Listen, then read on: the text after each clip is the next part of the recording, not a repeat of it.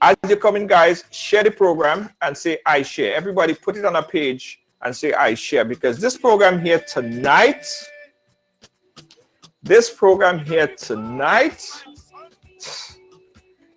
I was told by my producer that I probably should get some tissue, because it is not easy and it won't be an easy one. All right, so come in and share the program. Let me do it as well. Share it once, share it twice. This is a mother's story, right? A mother sharing her story, what was just taken away from her. And she's here specifically, as she said to me, to assist so this wouldn't happen to our next person. Another family won't have to live with what she lived through. And that's why she's here today. So go ahead and share the program. Let me do that as well. Let me share it over on my page and share it on a few groups. Who else inside? Hey, Donna Rush, how you doing? Thank you so much. Glenda Renee, how you doing? Carla, how you doing, Carla? Thank you so much. Thank you so much, Carla. Yes. Who else? Doug, how you doing, my friend? Thank you so much, and Merry Christmas to you, Doug. Who else? Glenda, I see you. Who else do we have on the ride? The folks on YouTube. How you doing, the folks on YouTube and the folks listening live in New York on 107.9 FM? Thank you so much for joining in. Thank you so much for watching. Anne-Marie Solomon, thank you so much. A blessed good evening to you as well. Folks are traveling in the pandemic. Make sure that you take all precautions, all right? Hand sanitizing and all of that stuff. And I still advise folks to get vaccinated. All right, so let's start. It's going to be a tough one. Tough one for me, because I am a parent, and I can't imagine something like that happening to my worst enemy. My guest is again on the program tonight to speak to us about this crime that was committed, where her two daughters was taken away. It's hard to preempt her story. It's hard to listen to her story and don't share a tear. It's just a difficult one. Let's welcome to the program, guys. Her name is Otisha. Otisha, how are you doing? I'm doing.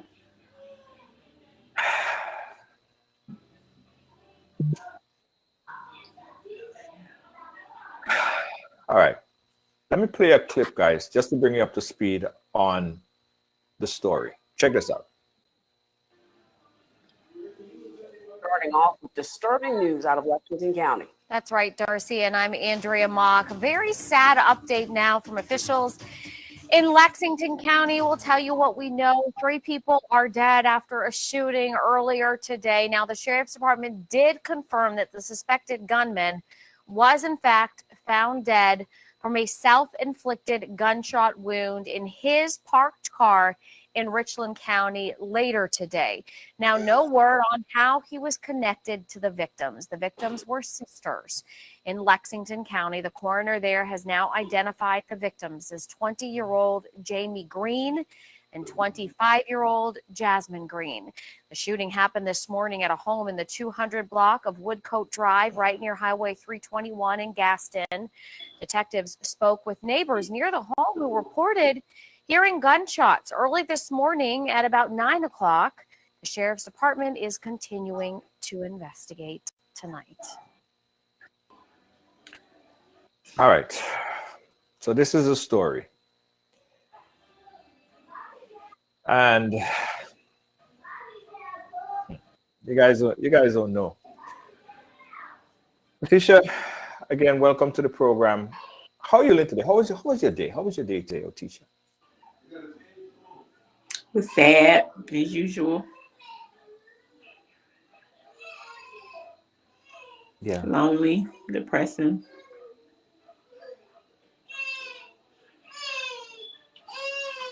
Talk to us about your two beautiful daughters. Let's remember them.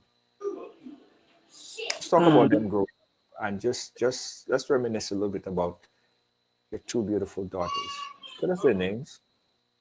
um, my oldest daughter was Jasmine. Um, Jasmine Green. She was phenomenal, beautiful. Yes.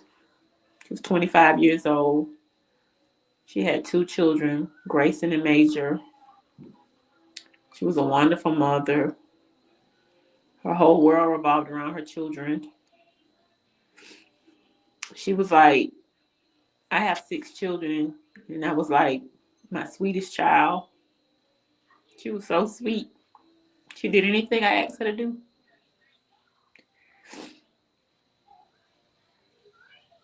She was just a beautiful, beautiful person inside and out. Jamie was my other daughter, Jamie Green. Jamie was also very, very beautiful. She was like um, the mama cat of our family. She was my third born, but it was like she was the oldest. We used to call her little big sister. Um, she was an entrepreneur. She was always thinking of ways to make money for her and Jasmine. Um, Jamie had one child, it's Tylee, it's a little girl. Um, Jamie was like my best friend. We was like best friends, like she was my daughter. And she always respected me as her mother. But we was like best friends.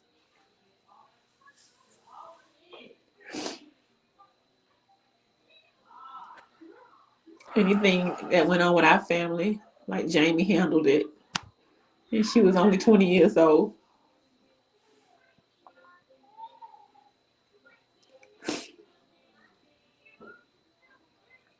As the report read, Lexington County deputies are investigating a deadly shooting on Watcock Drive that left two sisters dead. We're going to talk about this, but it's important that we understand these two individuals, very innocent, um, young, and talented young women, um, just living their lives, um, respect their mother, respect their community, respect people. And what was the relationship between your daughter? Was it Jasmine? Tell It us the was relationship. Was it Jasmine? Jasmine. Right. So tell us the relationship with Jasmine and the perpetrator. Did you say What with what happened? Jasmine and Tyrone? Sorry? I can't hear you. Sorry. No, tell us the story. Tell us the relationship and what happened there with what happened in that um situation, that horrible situation. Um, that Monday morning, I talked to Jamie about 5 o'clock in the morning because I had to go somewhere. So I left in my car. Jamie's car was broke and Jasmine didn't have a car. Both of them were staying with me. Um, Jamie had just lost her boyfriend. He had just been killed tragically like a month earlier. So she was staying with me because he used to live with her and she was just having a hard time with that. Um, Jasmine was staying with me trying to get away from Tyrone. Um, that was her kid's father. Um, I talked to Jamie about 5 o'clock that morning, and she was up feeding Tylee because Tylee stay up all night. Right. Um, I had somewhere to go, so I had Ubered to where I want to go so they could use the car. About 8 o'clock, Jasmine took my other daughter Summer to school, And Summer said that Tyrone had been knocking on the door all morning. So he was knocking on the door all morning. He started knocking, must be like maybe like 7:45, and he kept knocking. Once he left, Jasmine told Summer to come on so she could take her on to school. Summer's 12 years old. She said Jasmine dropped her off and looked at her when she got out the car and told her to have a good day. And that if I didn't come pick her up, that she'd be there to pick her up.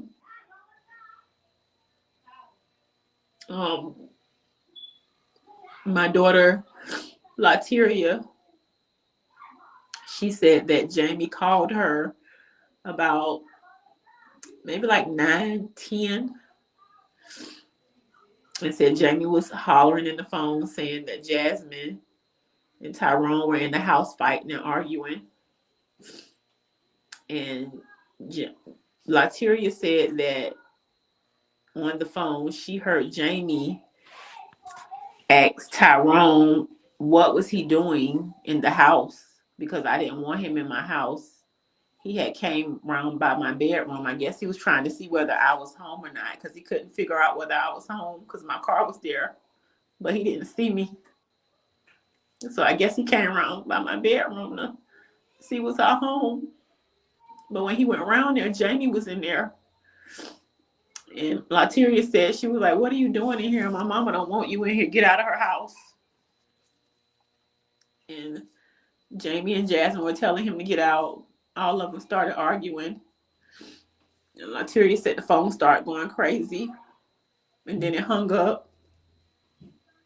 She said that maybe like 2 minutes went by. And she said the phone rung back. She said, but it was no one on there. She just heard wind.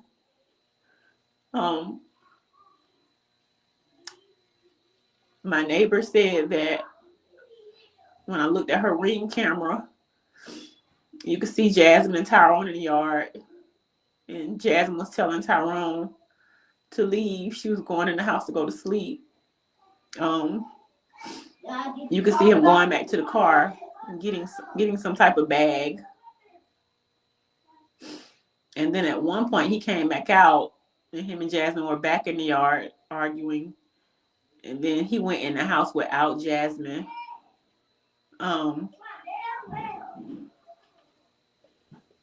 About 9:20, someone called me and was asking me what was going on at my house. It was like it's 100 police at your house, and they roping your house off a crime scene tape.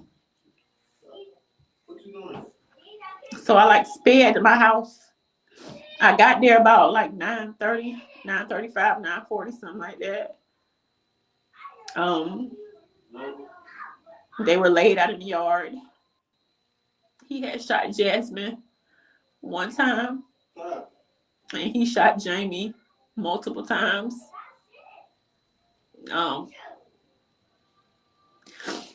When they went in the house was all tore up. The bathroom door had been bust open. There was holes all in the wall. Vases were broken. It was like, you could tell it was like a real bad fight. When I looked at them, when I got to the funeral home, you could tell that Jasmine she was fighting because some of her fingers were broken. But Jamie was doing the most fighting. Her eye was blackened. She had scratches all over her. A lot of trauma. He shot Jamie all in the head.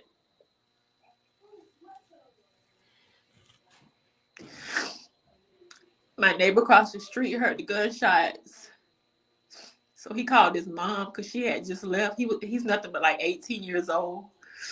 His mom turned around, and she said when she pulled up, she said that my two grandsons were just standing there looking at their mama's body. They were just staring at Jasmine. And she said she was like begging them to come with her. She was like, "Come on, it's okay." And they would look at her, and then they would look at their mama. She said they finally came with her.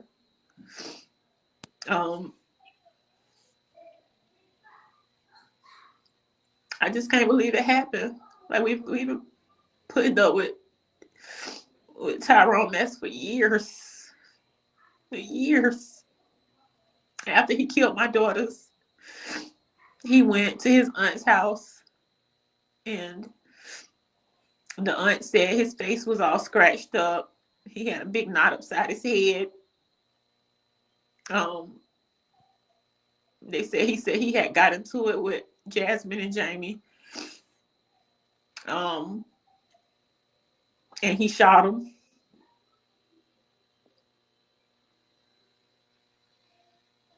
He shot him. Jamie was just trying to protect her sister. Jamie was tired of Tyrone. The day before they passed, me and Jasmine had got into it because they kept coming around the house arguing, and I told Jasmine, I was like, Jasmine, y'all need to stop. Somebody's going to get hurt. Y'all need to stop it. Stay away from him. I was like, his mind not right. He's obsessed with you. And the next day, they were dead. The very next day. Jamie would do anything to protect us. And I know that's what she was doing. She was protecting her sister because she kept telling me she was tired of Tyrone. She said, Mom, I'm so tired of him. He hit on Jasmine. He terrorized the kids. He won't let her do nothing. He cussed us out. She was like, I'm just tired of him. And I know that morning when he came to the house and she told him to get out, like that was it. That was it. Where were the kids? The kids were When all there. of this was happening? They were there. The kids witnessed all of that? They witnessed all of that. My grandson, the other day, he told me, he was like, Grandma. And I said, what's wrong, baby? And he was like, my mom at your house. And I said, she at my house. And he was like, yeah. She laying by the door. She wasted spaghetti sauce.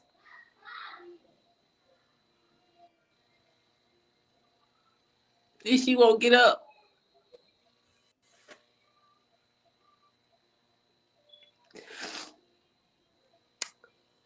It's in his head. And it's going to be embedded in there. He's not but 4 years old.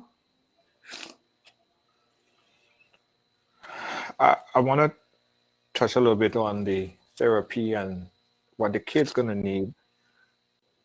But let's go back a little bit to a motive. Did he have a history, a long history of domestic violence? Is this guy someone that's been out on a crime? Like, what type of person was he? Like, is he crazy, deranged? He What wasn't happened? at first. He came off on us like a regular person, and as time went by, he just started getting crazy and obsessed with Jasmine. Like he just started just going like crazy. Like he was just obsessed with her. Jasmine was just so beautiful, and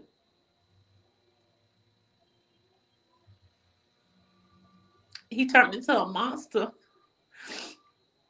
I noticed him start changing about 3 years ago. And I kept begging Jasmine to get away from him. One time, he even called her when she came to my house because she wouldn't come home. And he was like, if you don't come from over there, I'm going to come over there and I'm going to kill everybody in your mama's house. So he threatened her before. It's something that he regularly did. He threatened her previously, many times before.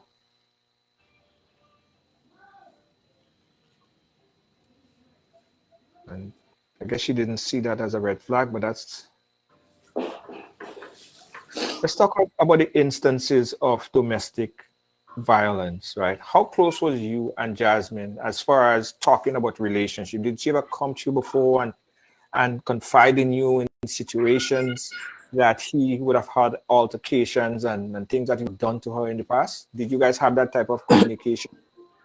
We did. We talked about it a lot, but she would talk to Jamie about it more, my daughter, because it would just make me mad, and I would confront him about what he was doing, and he'd always lie and say he wasn't doing this and he wasn't doing that. He just always lie. He just like, I'm not doing this, I'm not doing that. And I was like, I know my daughter not lying. You're putting your hands on her, and I'm gonna put you in jail. And I called the police on him like twice, and they did nothing. What you mean they did nothing? They came there after he beat her up on allegations and threat, and no one did anything. They He just never got came, arrested. took a report, and that was it. You know, in many cases of domestic violence, programs that we did here before, we learned that domestic violence don't normally start when someone, man or woman, start to get thumped in the face and cuff and kick. Sometimes it starts from the simple, don't go there, don't talk to this one, or try to keep you away from your support system, your mother, your sisters. Did Tyrone try to separate you from you, or separate her from you, He or did. separate her from her family, the rest of her family? I buy the kids like bags of clothes, just because they my grandkids, and I wanted to help take care of them. And he would throw the clothes in the trash can. Tell Jasmine we don't need her help. Tell your mama don't be sending stuff over here. I don't need her help. I can take care of my own kids.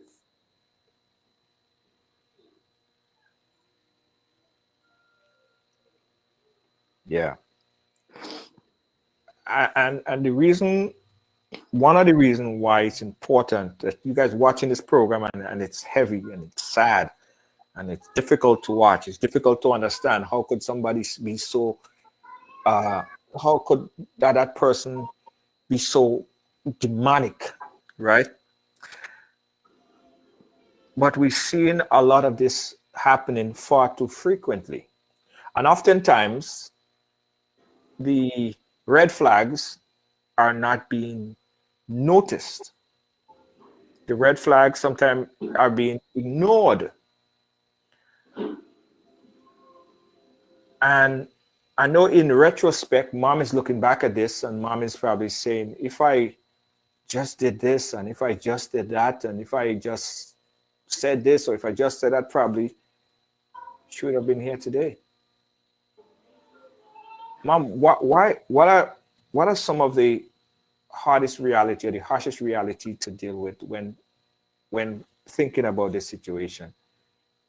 Do you feel guilty? Do you feel away? Do you feel like you could have done more to separate these two?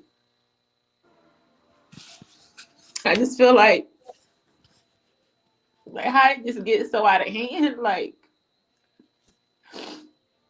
I don't understand it. I don't understand it. Like, I tried and tried and tried to get her away from him, and I get her with me, and she go back, and then she come back, and I just thought it was like, I just thought it was just like they was young and just needed guidance. I never thought he'd take out no gun and kill both my daughters.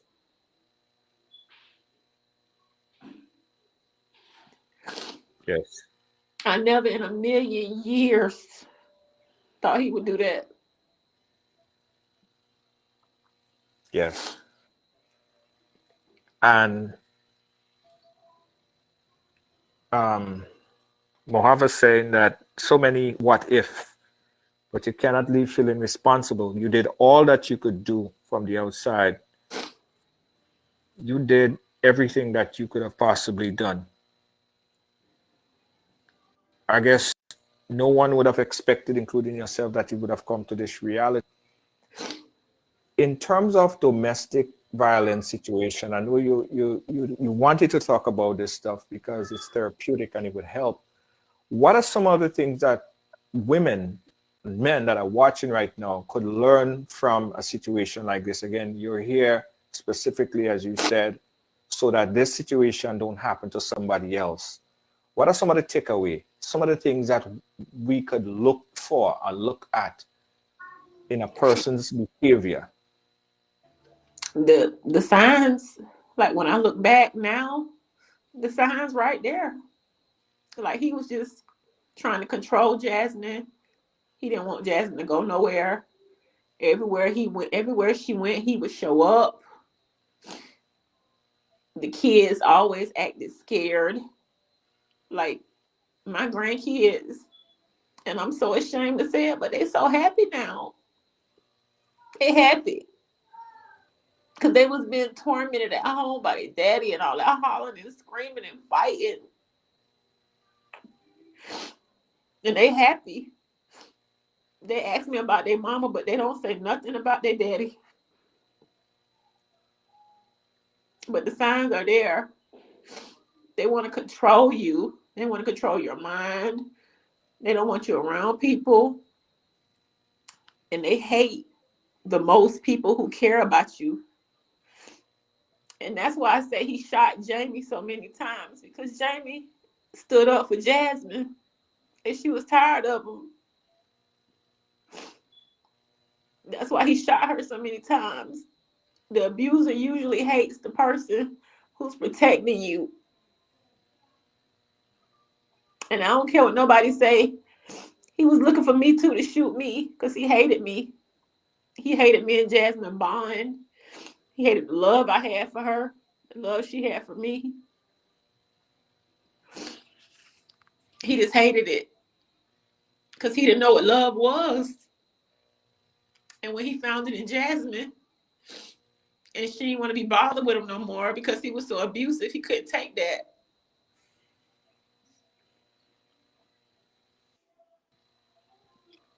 Yeah. But the signs are there. Mm-hmm. Like sometimes he would come over to my house and I catch him just looking at me with this look on his face like I hate you. I hate you. Like you love your family, you protect them. I just hate you. And I look at him and he hurry up and look away. But I knew what the look was. I knew what the look was, and I never thought me loving my kids would make somebody so angry.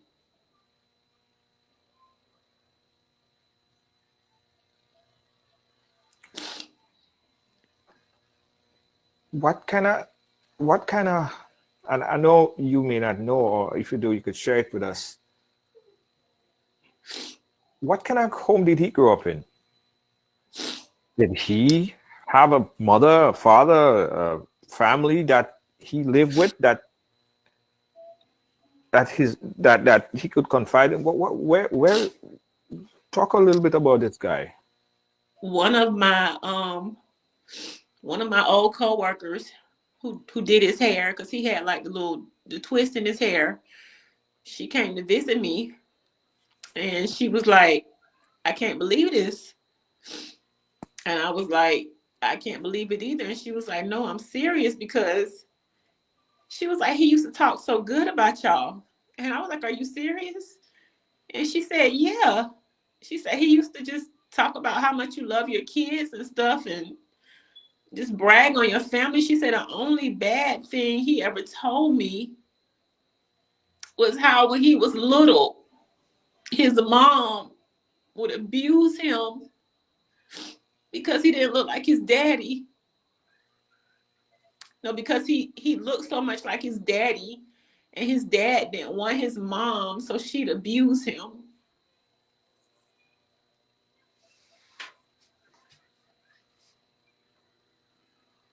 Yeah. And his mom, she never wanted to help Jasmine with the kids. She called Jasmine names. Like she's like, I don't know what type of person she is. It's like she's like a demon spawn or something. It's like it rubbed off on her child.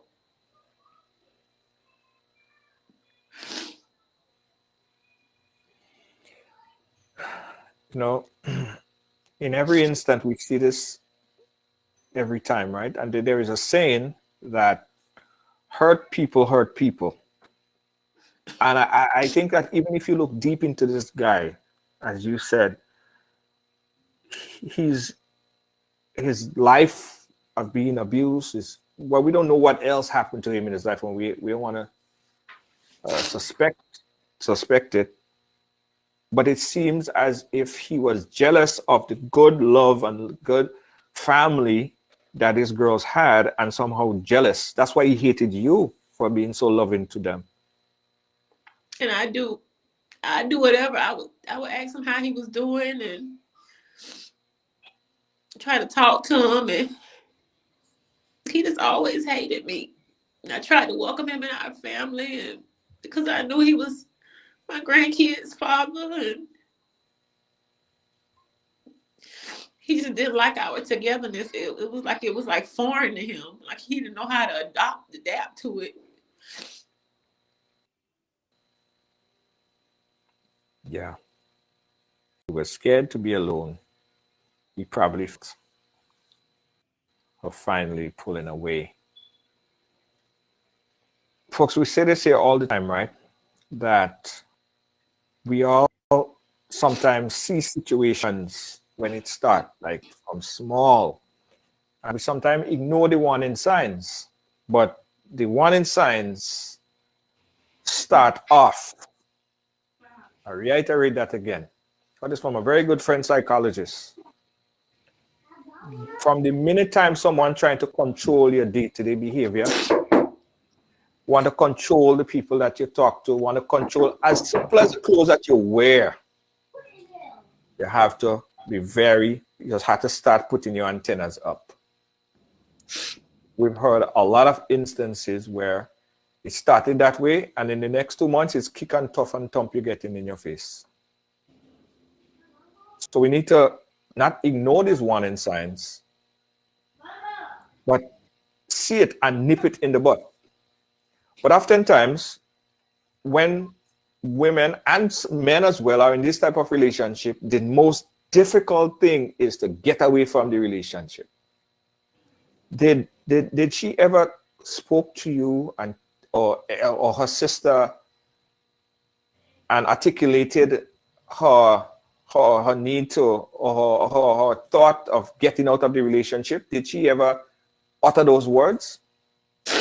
Well, that's why she was at my house, because she was trying to get away from him. She had been there for like 2 weeks, but I really didn't know that it was going on again because I hadn't heard them arguing in a long time. So I was like, I thought she was just there trying to help Jamie with what she was going through. But when I went to pack up Jasmine's apartment, she had to let her lights get cut off and everything.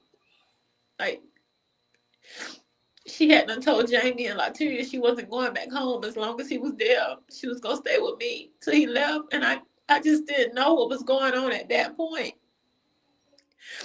because they knew how I was. Yes. All of her clothes were at my house. I never questioned my kids when they came back home. Like, if they come home, they just home. Like, I'm not. Yes. And like the last 2 nights she was there, she slept so good and peacefully. I would ask the kids, where y'all mama? And they'd be like, she's upstairs asleep. She was tired. Yes. She was tired of a monster. Yes. Were there instances of financial abuse, emotional abuse? Well, I'm sure there's emotional abuse. There's emotional sometime before the physical abuse sets in. But did you sense that he was controlling her to stay based on finances or a place to be, or knowing that, probably telling her, you can't go back to your mother, you can't go back to your sister. Did you get any inclination or thought that he was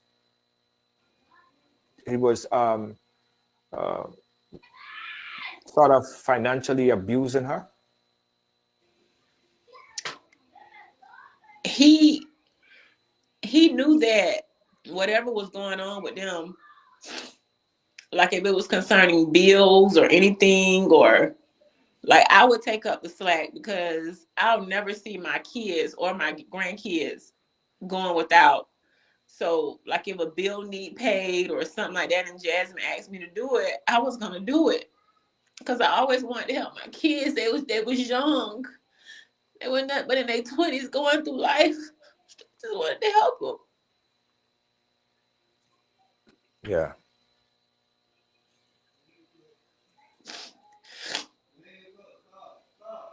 All right, let me open up the phone line, take a little break a bit.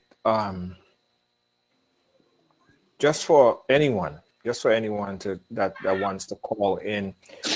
Again, Otisha is here to speak to everyone, so that what happened to her daughters wouldn't happen to anyone here. That is therapeutic for her.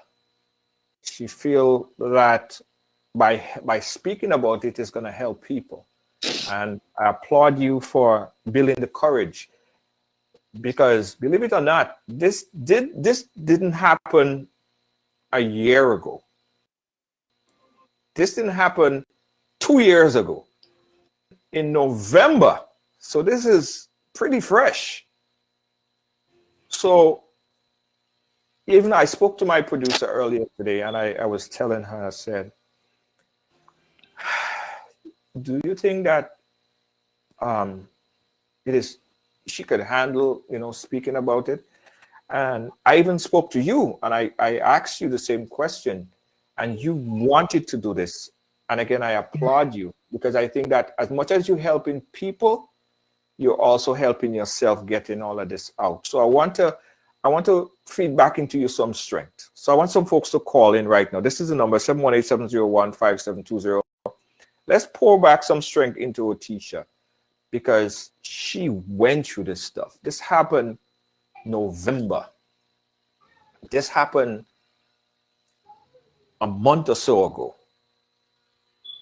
And the mother is living through this in real time. So give us a call, 718-701-5720. We're talking about when domestic violence goes completely wrong and bad. A monster in their home. Well, he wasn't living in the home. The daughter had moved back into the mother's residence for fear of what this monster would do.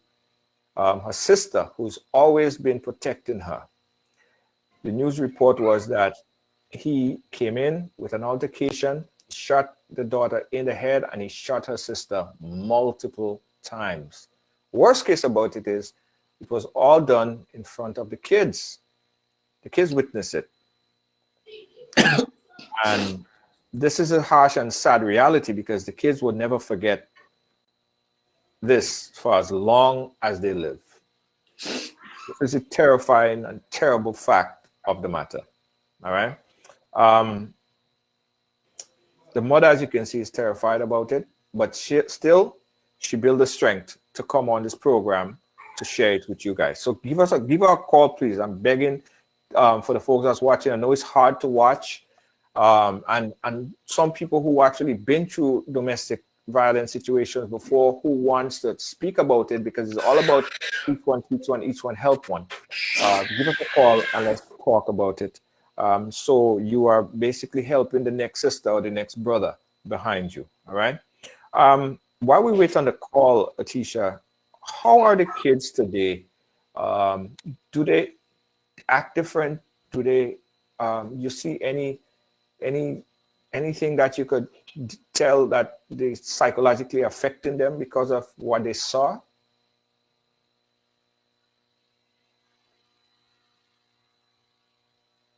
All right, we lost the video. We're gonna get her back. All right, if you hear me, just drop back out and come back in. Are you hearing me? All right, go back out and come back in. Go back out and come back in. And you get the audio back. All right, go back out and come back in. Otisha. All right, 718-701-5720. Speaking to the mother right here. Terrible story. But I really wanted to break it to you guys. I really wanted to bring it in so everyone would see and understand and hear for their own self. All right. 718-701-5720. Come back out. Go back out, Otisha. Go back out and come back in. You can hear me? All right, you're back. All right. Otisha, you can hear me? All right. So she's going to come back in and take some of the calls. Listen, I beg, I plead, I ask so many times for people who are going through situations like this. Now, it's not easy to just say, well, pick up and walk away. It's not easy. There are strategies, there are ways in how you have to implement this thing here. And there are a number of organizations and groups that we could refer you to specialize in helping women strategically getting out of the women and men strategically getting out of the domestic violence situation. So if you guys, anyone here have an issue of similar and you want to get out, contact us and we'll put you in touch with a group who will be able to assist. Are you back with us? I am. Okay. How are the kids doing psychologically? You said how are the kids? Yeah, how are the kids doing psychologically after they witness this terrible act? They witnessed it, but they happy. That's what I can't. They happy now. Like they used to be like little scared kids. Like they wouldn't really.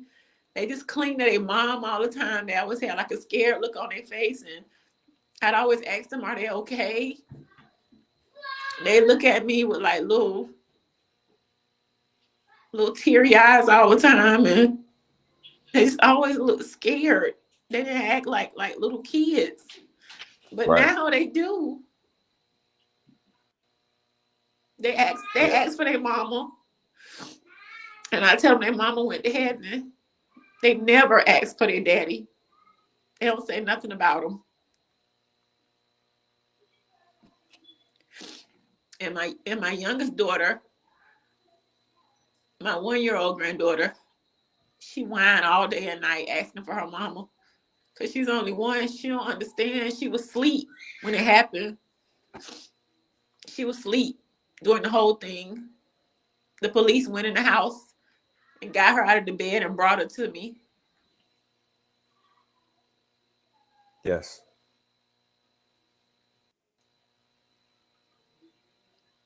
But I am going to get them some therapy because I know it's embedded in their heads what happened. They was there, they saw it. Yeah. And I know as they get older, they're going to keep asking me questions about what their mama said. Yes. Yes. Someone is saying that it may not affect them right now, but maybe later on in life, they will have to go to therapy. So I think therapy is important, especially for these kids psychologically. Anyone, and it's not something that they'll forget. You'll think that they're young kids and they might forget. It's not something that they will forget. They might be playful now, but as you said, I think therapy is necessary at some point in time. Otisha, what advice coming from you? You're the mother. You've been through it. You live into this. What advice do you have for some of our viewers or viewers that are watching that might be going through something kind of similar? What would you like to say to them? Like it's real. This is like a real ending to criminal domestic violence. It was like a finale of what we have been going through for 5 years. Like it came to a head. And if you're going through it, let somebody know. Stop accepting things that you know are not right. Nobody's supposed to be controlling you physically, emotionally, mentally, and especially if they're putting their hands on you. Because the more somebody put their hands on you, the more something devastating could happen. Or the Yes. more you can get that unlucky lick. Or the more their mind could just snap and pull out a gun like Tyrone did and kill my babies. You just never know where somebody's mind at. You can't read minds. But when they give you them signs, the controlling, the abuse, the emotional abuse, popping up where you at, questioning you all the time, always want to be where you at, don't want you to work, don't want you around your family, don't want nobody loving you but them, that's it. Those are the signs. Get away from them. They are going to hurt you or somebody around you because they're going crazy and they need help. Yes. Yeah. So I hope some of the viewers that's watching taking heed to what she say. She is probably the best person that could give you that advice right now because she's living through it. And I'm not saying for people who are going through it right now to pack up your stuff and just leave. That's very, very dangerous. Very, very dangerous.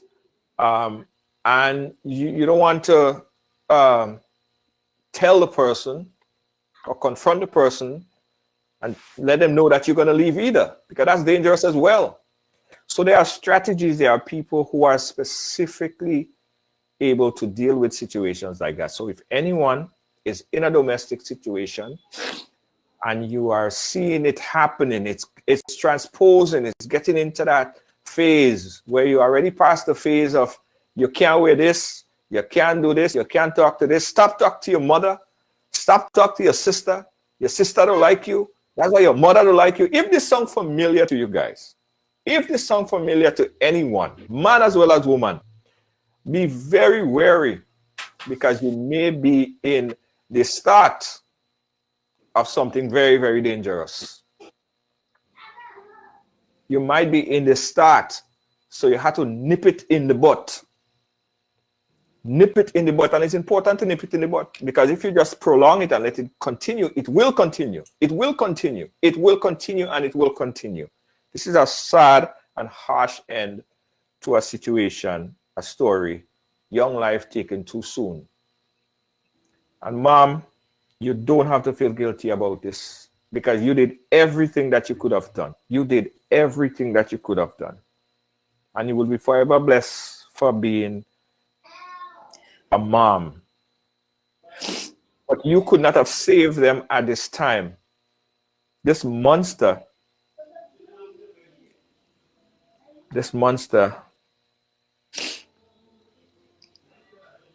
he was a tricky one. But don't blame yourself. Don't continue your life blaming yourself. Get the kids and them some therapy. I think is important. And continue your therapy. Because speaking about this stuff, I saw you on other show as well.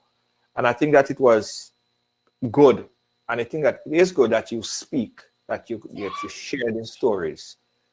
Because as much as it's powerful to stop someone in a domestic violence situation right now, it's also therapeutic and helpful for you. So I say thank you so much for sharing your story with us, as difficult as it might be. Any last word before we wrap up?